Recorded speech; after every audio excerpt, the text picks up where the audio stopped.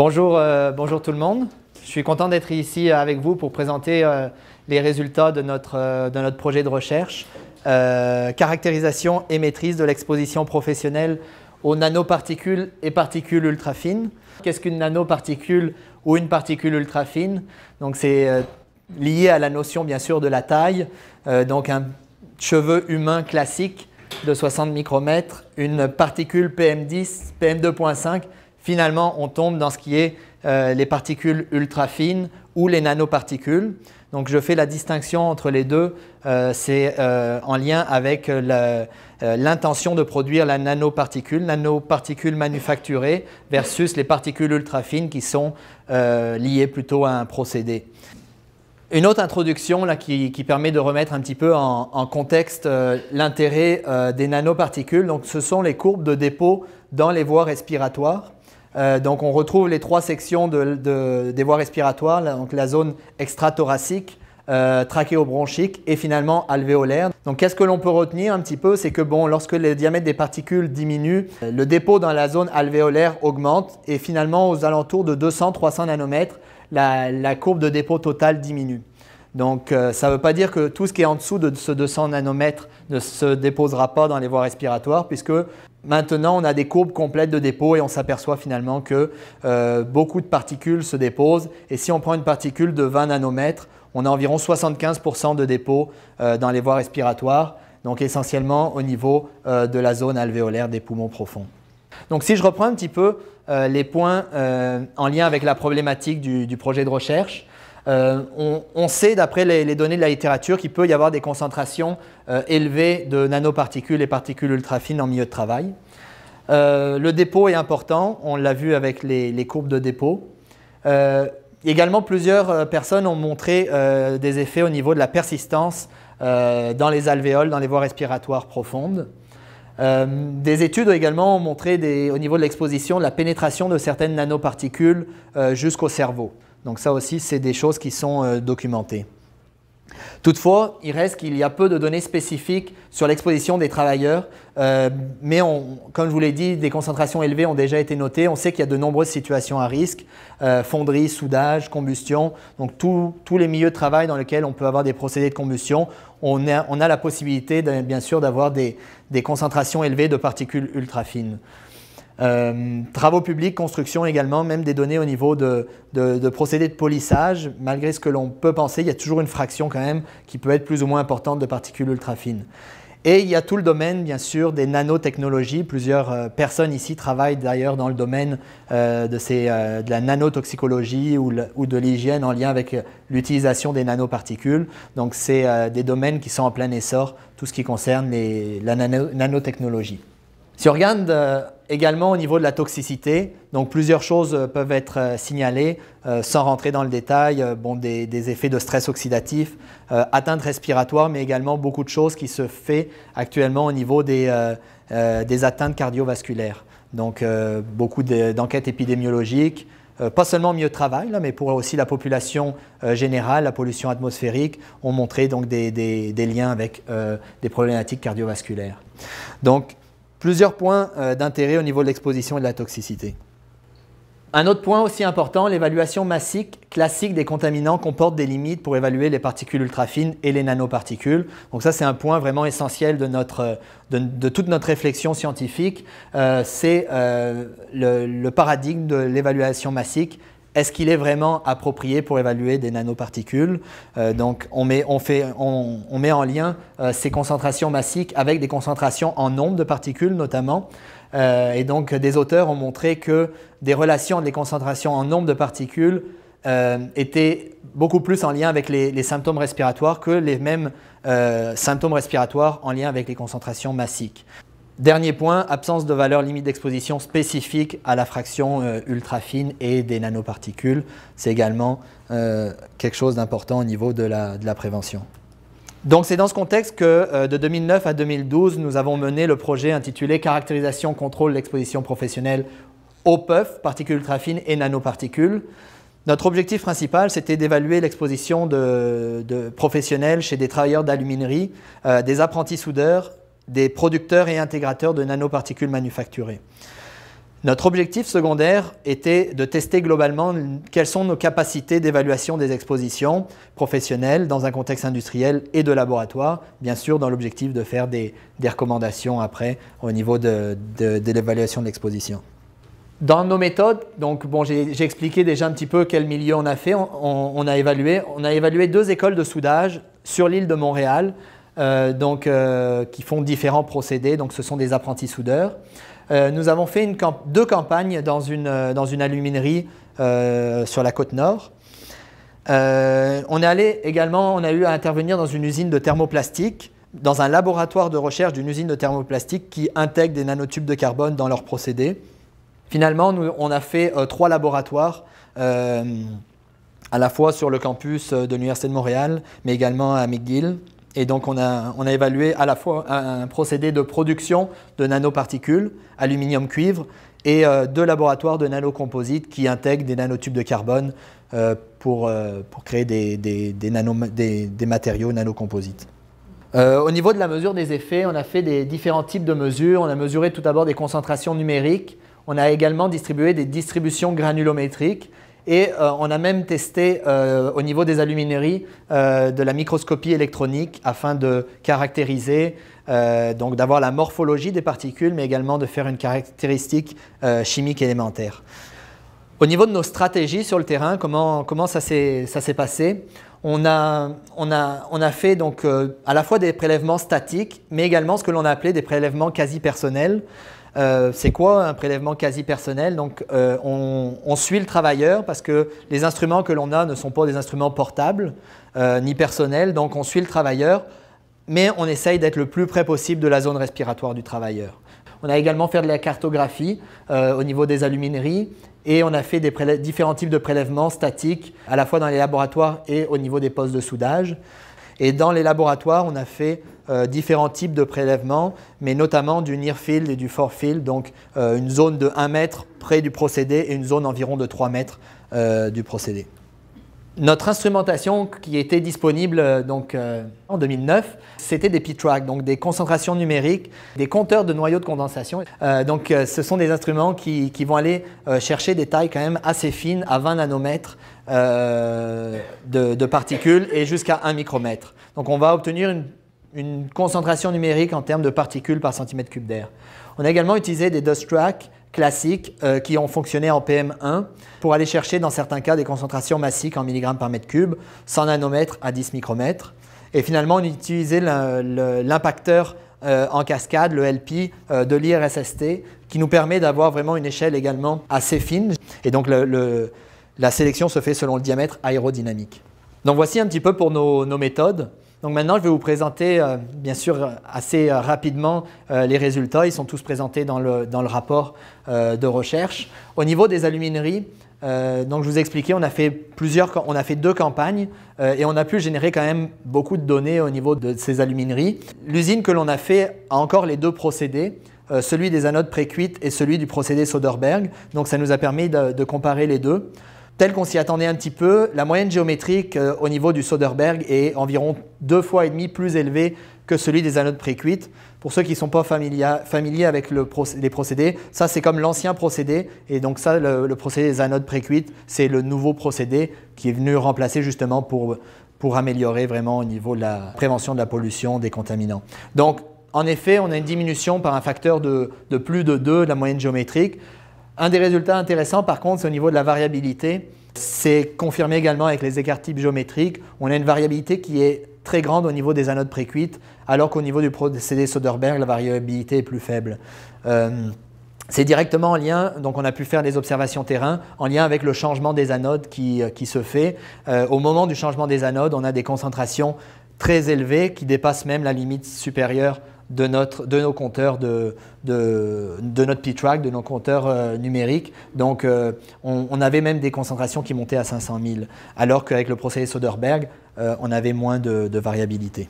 Donc on a présenté également les résultats. Donc ça, c'est quelque chose d'intéressant. On a classé les travailleurs par groupe d'exposition homogène et en fonction des métiers. Donc on retrouve dans le procédé Soderberg les opérateurs de pont roulant, les maintenanciers, les gens qui vont aller casser les croûtes dans les bains, les releveurs de cadres, les conducteurs de briquettes. Donc on a pu vraiment classifier, classer les travailleurs et pour chacun déterminer des moyennes, maximum, minimum. On a répété le classement au niveau des procédés Soderberg et celui des anodes précuites. Donc ça, c'est des résultats qu'on a publiés également vraiment au niveau des déterminants. Donc ça, c'est un seul résultat que je vous montre au niveau des salles de refroidissement des anodes. Donc au niveau des anodes précuites, on doit changer les anodes et quand on les enlève du bain, on les met dans des salles de refroidissement elles vont rester là pendant 24 heures. Et donc on peut aller faire des mesures dès qu'ils amènent les anodes au bout de 12 heures ou au bout de 24 heures quand elles sont froides, quand ils vont les recycler. Donc on a fait des mesures avec le LP. Donc ici on a le diamètre aérodynamique, donc on a vraiment la distribution granulométrique. Et on a une échelle ici qui est une échelle logarithmique. Donc notamment au niveau des particules les plus fines qui vont avoir de 20 à 30 nanomètres ici, on a des différences très importantes. Les procédés chauds vont générer beaucoup plus de particules ultra fines. Ce qui est intéressant ici, c'est de voir que quand on arrive vers 500-600 nanomètres, on a une inversion. Au niveau des anodes froides, on va avoir plus de particules grossières que lorsque les anodes sont chaudes. Donc c'est en lien bien sûr avec les processus d'agglomération des particules. Donc c'est vraiment des données terrain. Ce n'est pas des données de laboratoire, c'est des données terrain qui viennent vraiment confirmer ces hypothèses. Le dernier paramètre que l'on a fait, c'est que l'on a fait de la microscopie. On a utilisé le LP pour faire de la microscopie. On a été capable de placer directement donc des grilles de microscopie sur les différents étages. Et l'équipe de Gilles L'Espérance ensuite va prendre les grilles sans aucune manipulation et va pouvoir analyser. Donc ce que l'on voit ici, ce sont des bâtonnets d'aluminium qui ont été retrouvés sur l'étage 28 nanomètres du LP. Donc malgré l'échelle que l'on voit ici, c'est une particule en termes de diamètre aérodynamique qui va avoir la capacité d'aller atteindre donc, justement les poumons profonds et se déposer. Donc ce sont vraiment des petits bâtonnets d'aluminium. Ici, on a le spectre qui nous permet de valider avec le pic d'aluminium ici. Au niveau du procédé de soudage, c'est vraiment le tableau global de comparaison. On a les différents procédés. Le A et B, ce sont les écoles A ou l'école B que l'on a fait. Ces données de soudage ont été réparties sur 1 an et demi. Donc ce sont des données, on a quand même un échantillon assez représentatif là, pour chacun des procédés sur des durées qui sont d'une journée complète de soudage. Donc on a des données quand même assez fiables et on voit des différences significatives à la fois entre les procédés. Donc on a des procédés qui vont générer plus de particules ultra fines. Bon, l'oxycoupage génère beaucoup plus de particules ultra fines. Le SMAW au niveau de l'école B également. GMAW aluminium va générer également des concentrations supérieures à 100 000 particules. Parmi les déterminants que l'on a pu identifier, donc pour le même procédé, GMAW, on voit que le métal soudé va avoir un effet important et des différences statistiquement significatives là, entre le métal. Donc que ce soit le procédé ou le métal, ou même il peut y avoir un effet d'école, les déterminants ont été identifiés. Et on est capable de faire comme ça un classement avec les concentrations de particules ultra fines. Donc ça, c'est une journée classique de soudage. C'est intéressant, pourquoi? Parce qu'on est capable d'identifier exactement les activités de soudage. Donc chaque pic correspond à une activité de soudage. On a la période du matin, on a la pause du midi, on a la période de la fin de matinée, on a la pause du lunch qui n'a pas été mesurée et on a finalement la période d'après-midi et donc après c'est la fin de la journée. Donc dans chacune des journées, on a 3 périodes qu'on peut identifier très clairement au niveau des activités de soudage. Au niveau de l'industrie des thermoplastiques, donc ça c'était vraiment une évaluation plutôt préliminaire. L'entreprise a contacté l'IRSST, donc on a été mis en contact. Ils utilisent des nanotubes de carbone. Donc on a fait des mesures continues avec le P-Track donc durant l'après-midi. Et pendant toute la période où il y avait une manipulation des nanotubes de carbone, on a mesuré absolument aucune activité avec notre P-Track, avec notre compteur de particules. Ensuite, ils ont mis en service l'extrudeuse, donc le procédé d'extrusion. Et là, on a nos concentrations qui sont montées très très rapidement. Donc ça, c'est aussi un autre profil qui a été mesuré avec un autre P-track qui était vraiment à côté de l'extrudeuse. Et donc, on retrouve vraiment ici la manipulation des nanotubes de carbone et ensuite la mise en route de l'extrudeuse. Elle a été mise en route avec des nanotubes de carbone, mais après, on a également fait le test sans nanotubes de carbone. Là, c'est évident qu'il y a une limite très importante, ce qui est le bruit de fond, parce que ce que l'on mesure ici, c'est pas des nanotubes de carbone, c'est ce qui est lié directement avec l'extrudeuse. Donc, on est incapable de dire ici, lors du procédé d'extrusion, est-ce qu'il y a des nanotubes de carbone qui sont dans l'air ou pas. Donc, pour ça, il faudrait y retourner avec des stratégies différentes, notamment de la caractérisation microscopique. Ça, ce sont des résultats que l'on a eus au niveau du laboratoire. Donc, c'est un procédé de broyage dans l'azote liquide. On va broyer pendant 3 jours consécutifs des particules aluminium-cuivre pour arriver vraiment à des tailles nanométriques au bout de la 3e journée. Donc on a fait des mesures, chaque jour on a pris les moyennes. Durant le procédé de broyage, lorsqu'il faisait le démontage, donc à la fin de la journée il faisait du démontage. Également lorsqu'il manipulait les poudres, parce qu'il prenait des échantillons de poudre. Et finalement on a fait des mesures dans le nuage d'azote liquide. Dans le nuage d'azote liquide, on retrouve des particules. À ce moment-là, il n'y a pas de bruit de fond, puisque ce que l'on mesure, c'est uniquement un procédé de broyage. Donc, ce que l'on retrouve dans le nuage d'azote liquide, ce sont en effet pas forcément des nanoparticules, mais des particules fines ou des particules nanométriques, donc d'aluminium-cuivre. Si on regarde le profil complet d'une journée de travail, donc on avait des concentrations. Les concentrations varient, ça c'est tout à fait normal. Par contre, ce que l'on peut signaler, c'est qu'à chaque heure, on avait un prélèvement qui était fait de nanoparticules pour vérifier la taille, et on retrouvait à chaque fois qu'il y avait ce prélèvement donc des concentrations appréciables. Les méthodes de travail n'étaient pas adéquates, donc comment faisait l'étudiant qui faisait le prélèvement? Il prélevait une partie du matériel, il posait ça par terre, et il attendait que l'azote se soit complètement évaporé, et ensuite il reprenait le pot, et là il allait faire ses analyses. C'est sûr que ce soit dans le near field ou dans le far field, on retrouvait les mêmes pics au même moment parce qu'il posait exactement entre les deux compteurs. Alors que cette dernière section, c'est le démontage complet du broyeur. Lui se faisait uniquement, bien sûr, au niveau du broyeur, et on n'a pas mesuré de particules ici. Ça confirme vraiment les observations que l'on a fait. Lorsqu'on avait le contaminant qui était entre les deux zones, on avait les pics au niveau des deux zones. Lorsqu'on travaillait uniquement au niveau du broyeur, les concentrations pouvaient être mesurées uniquement dans la zone proche. Dernier résultat que je vais vous présenter aujourd'hui, c'est le laboratoire numéro 3. Il travaille à l'intérieur de la boîte à gants. Et tout ce qui sort de la boîte à gants va être dans une matrice en forme humide. Donc, c'est évident qu'on a fait quelques mesures.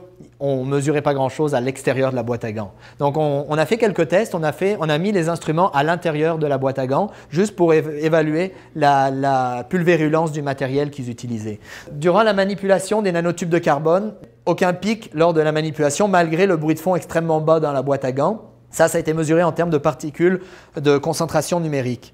Lorsqu'on a fait le même test avec les dust tracks, vraiment au niveau de la manipulation, ça dure quelques secondes puisque c'est le prendre, le mettre sur la balance et ensuite l'incorporer. On a probablement pu mesurer par contre avec le dust track la génération possible de nanotubes de carbone.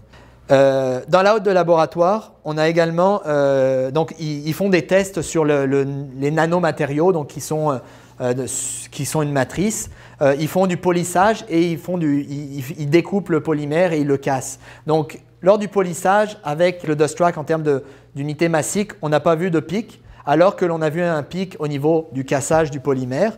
Et si on prend les données en termes de concentration numérique, c'est l'inverse. Au niveau du polissage, on a pu enregistrer donc, un pic, alors que l'on n'a rien vu au niveau du cassage du polymère. Donc nos conclusions, les travailleurs bien sûr sont exposés aux particules ultra-fines dans les alumineries, les écoles de soudage et l'industrie des thermoplastiques.